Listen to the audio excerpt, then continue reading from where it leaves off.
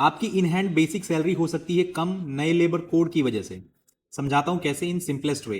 देखो करंटली आपको जो सैलरीज कंपनी दे रही थी, अभी नया रूल क्या आया है कि जो आपकी basic salary should be equal to minimum 50% of your CTC.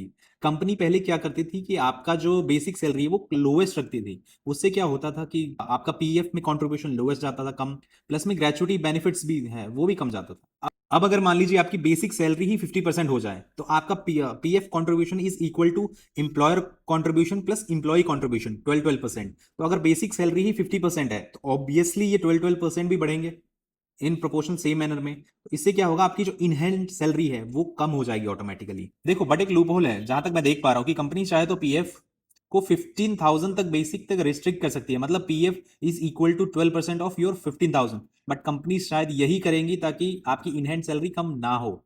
But gratuity में अच्छा खासा इंपैक्ट आएगा, क्योंकि अगर मैं देख रहा हूं जैसे कि ग्रेचुटी सिर्फ बेसिक सैलरी पर ही कैलकुलेट होती है। बेसिक मतलब 50% होगा और ग्रेचुटी अमाउंट भी ऑटोमेटिकली बढ़ जाएगा। तो इसमें कोई लूप होल नहीं बन सकता है कंपनीज के लिए। तो इस केस में क्या होगा कि आपकी इनहैंड सैलरी ऑटोमेटिकली घटेगी।